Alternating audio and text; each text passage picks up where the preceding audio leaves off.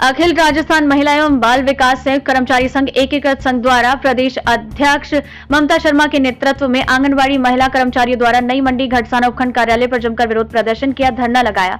सैकड़ों की संख्या में आंगनबाड़ी वर्कर्स जिनमें कार्यकर्ता सहायिका मौजूद रही। मानदेय बढ़ोतरी बजट घोषणा में मिली 15% की मानदेय बढ़ोतरी को संपूर्ण मानदेय पर लागू करने की मांग रखी है। विभिन्न मांगों को लेकर उपखंड अधिकारी के मार्फत मुख्यमंत्री को सौंपा ज्ञापन। आंगनबाड़ी महिला कर्मचारियों ने सरकार को चेतावनी देते हुए कहा कि अगर मांगों को जब तक पूरा नहीं किया जाएगा तब तक आंगनबाड़ी कार्यालय बंद रहेंगे।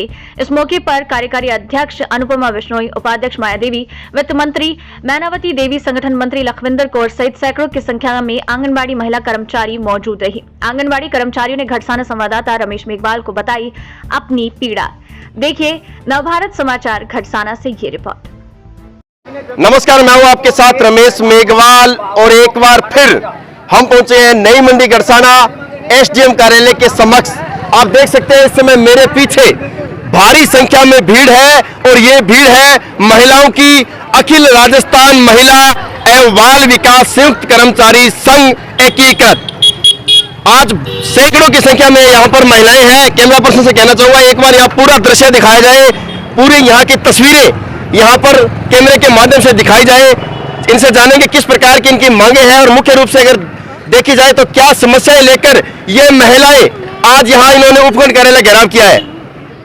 तो स्वागत है आपका। तो सबसे पहले मैडम मुख्य रूप से क्या मांगे हैं ये बताना चाहूंगी कि जो अभी राज्य सरकार ने बजट पेश किया है उसमें हम लोगों को 15% मानदेय पर बढ़ोतरी दी है, परंतु हमें आधा मानदेय 4000 के लमसम मानदेय तो केंद्र सरकार से मिलता है और 3960 रुपए हमें राज्य सरकार से मिलते हैं। तो ये मानदेय बढ़ोतरी 15% एक झांसा है, इसमें हमें ओनली 585 रुपए का इजाफा हो रहा है, वो भी महीने का, क्योंकि उसमें 15% मानदेय जो बढ़ा रहे हैं वो ओनली जो राज्य सरकार दे रही है हमें पेमेंट उसी पर बढ़ाया जा रहा है, न कि केंद्र। और हम अब ये मांग करना चाहते हैं सरकार से कि जो हमें मानदेय दिया जा रहा है उसमें टोटल मानदेय पर सालाना वृद्धि की जाए 15%। अच्छा, जब तक हमें नियमित ना किया जाए। जो मुख्य रूप से आपकी मांग है, इस मांग को लेकर आगे मतलब किस प्रकार की आपको ऐसे सकारात्मक नतीजे नजर आ रहे हैं? अगर इस पर कोई एक्शन नहीं हुआ है तो आगे क्या रणनीति रहेगी? आगे रणनीति यही है कि कार्य बंद और आंगनबाड़ी बंद है। आंगनबाड़ी पर ताले लगा दिए गए हैं 24 तारीख से और हम लोग तब तक आंगनबाड़ी और ये धरना आंगनबाड़ी नहीं खोलेंगे और ना ही धरना उठाएंगे जब तक हमारी मांगों का संपूर्ण रूप से निस्तारण नहीं हो जाता है। तो अभी आज से आपने धरना यहाँ पर लगा दिया? हाँ, ये धरना तब तक जारी रहेगा जब तक हमारी मांगे मानी नहीं जाएगी। और पहले हम 16 तारीख से कार्य बहिष्कार पर थे, 3-4 दिन में सरकार का कोई रिस्पॉन्स नहीं मिला, जिसकी वजह से हमें ये एसडीएम ऑफिस के आगे धरना लगाना पड़ा है। शुक्रिया मैडम। हाँ जी, आप क्या कहना चाहिए? यही कह रहे हैं कि इस पे महिलाओं का शोषण हो रहा है वो बंद किया जाए, क्योंकि हमें जैसे ये झांसा दिया जा रहा है। हम कब से पहले भी सरकार से हमने 1-2 बार धरने लगाए हैं, जयपुर भी हमने इसका प्रदर्शन किया था, उनको भी तब भी सचेत किया था कि हमारी मांगे सुनी जाए, पर इन्होंने कोई गौर नहीं किया। हमें नियमितीकरण किया जाए, हमें एक राज्य कर्मचारी का दर्जा दिया जाए, पर सरकार हमारी कोई सुनवाई नहीं कर रही है और तो और हमें सम्मानजनक मानदेय भी नहीं दिया जा रहा।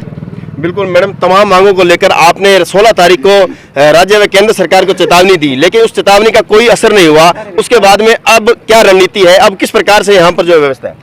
अब हम यही करेंगे कि अगर सरकार हमारी कोई भी मांग पूरी नहीं करती है तो हम ऐसे ही धरना जारी रखेंगे। जब तक हमारी मांगों का कोई निर्णय नहीं निकलेगा तब तक हमारा धरना चालू रहेगा और आंगनवाड़ी बंद रहेगी और किसी भी विभाग का कोई कार्य नहीं करेंगे। हम सभी विभाग का हर कार्य करते हैं, चाहे वो किसी प्रधानाध्यापक का कार्य हो, चाहे पंचायत घर का हो, चाहे कोई चिकित्सा विभाग का हो, हमें सारे कार्य थोप दिए जाते हैं, लेकिन उस तरह का हमें मानदेय नहीं दिया जाता जिस तरह का हम कार्य करते हैं। तो आप देख सकते हैं महिलाएं मेरे साथ मौजूद है, चाहे आशा सहयोगिनी हो या कार्यकर्ता हो, तमाम महिलाओं की बड़ी समस्या उचित मानदेय का न मिलना। आज अगर पंचायत के काम हो या किसी प्रकार के कार्य हो तो उनमें लगातार फील्ड वर्क के अंदर ये सभी महिलाएं नजर आती है, लेकिन अगर मानदेय की बात करें तो एक ढकोसला दिया जाता है, एक ओनली फॉर एक औपचारिकता की जा रही है, मानदेय के नाम पर एक औपचारिकता की जा रही है। सारी टीचर जो है जितना कार्य करते हैं उनको 70 से 80 हजार रुपए पेमेंट दी जाती है, लेकिन हमें 4000 रुपए 5000 रुपए हम क्या करेंगे इतने में? कुछ भी नहीं होता। सर सहायिका को तो इतने मिल रहे हैं ना, और सहायिका काम बराबर कार्यकर्ता के कर रही है जो भी है।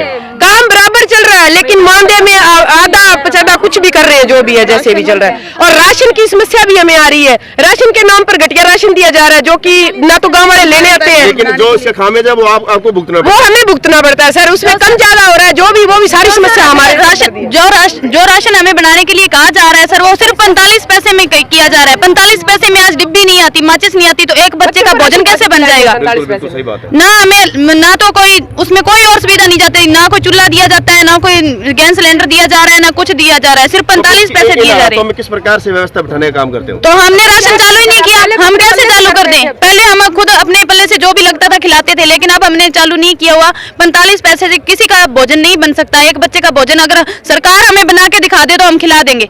तो मैडम, जैसे सरकार इस प्रकार की घोषणाएं कर देती है, इस प्रकार के नियम आप पर लागू कर देती है, तो क्या आपके जो अधिकारी है, जो आपके ऊपर डिपार्टमेंट बैठे, क्या उसको पता नहीं है इस बात का? सर पता है, सब पता है, वो भी दबाव डालते हैं सर, वो भी प्रेशर डालते हैं, वो पूरा प्रेशर दिन भर सुबह से लेकर शाम तक रिपोर्टें मांगते हैं, ये दो वो दो, लोकेशन और चालू करवाई हुई है। तो बिल्कुल इस प्रकार का प्रेशर आप पर बिल्कुल जो शोषण लगातार हो रहा है, इस प्रकार का प्रेशराइज में आपको काम करना पड़ रहा है। प्रेशराइज में बाकायदा काम करना पड़ रहा है, और हम इस जो सुविधा अभी फिलहाल जो व्यवस्था बिठाई हुई है, इससे बिल्कुल परेशान आकर के ये कदम उठाया है। आज इतने साल 10 साल मुझे आंगनबाड़ी में काम करते हो गए, महिलाएं इतनी परेशान कभी नहीं हुई है जितनी अब हो गई है।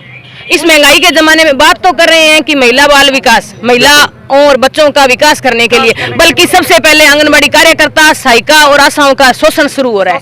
यहाँ से शुरू होता है, न तो हम बच्चे संभाल पाते हैं और नए आंगनबाड़ी पर काम कर पाते हैं ढंग से। बिल्कुल बिल्कुल। हमें अदर एक्टिविटी में लगा देते हैं, जिससे हम अपने बच्चों का ध्यान ही नहीं दे सकते उन पे। 3 से 6 साल के जो बच्चे हैं उनको शाला पूर्व शिक्षा दी जाती है, जो कि हम टाइम से दे ही नहीं पाते, क्योंकि मैं ऑनलाइन काम है, ऑफलाइन काम है, इतने कामों में उलझा देते हैं, इतनी बुरी फंसा दिया कि हम अपने बच्चों पे ध्यान नहीं दे सकते पूरा। खर्चा निकलता है क्या? 4-4 हजार में घर खर्चा निकलता है क्या? बिल्कुल नहीं निकलता। फिर भी सर, फिर महिला बाल विकास, इसका सबसे पहले मजाक सरकार की जो व्यवस्था है वो उड़ाना शुरू कर रही है। तो देख सकते हैं, महिला बाल विकास, खुद यहाँ पर महिलाओं का जो विकास है वो रुका हुआ है। इनका खुद सरकार जो है वो शोषण कर रही है। और सबसे बड़ी कमजोरी मैं तो ये कहना चाहूंगा, जो इनका डिपार्टमेंट है, जो इनका विभाग है, वो खुद सब कुछ जाने हुए भी आंखें मूंद कर बैठा है। फिलहाल धरना जारी है। आप देख सकते हैं, सैकड़ों महिलाएं इस समय सरकार के खिलाफ यहाँ पर मोर्चा खोले बैठी है। और बात करें मांग की, तो बिल्कुल जायज मांग है। 4000 रुपए मानदेय एक सहयोग राशि के रूप में इनको दी जाती है। आपसे पूछना चाहूंगा एक सवाल, क्या इससे घर चलाया जा सकता है? क्या मात्र 4-5 हजार के इस मानदेय से क्या जीवन यापन करना आसान है? तो एक सवाल आपके साथ खड़ा है। मेरे सहयोगी साथी सुनील के साथ रमेश।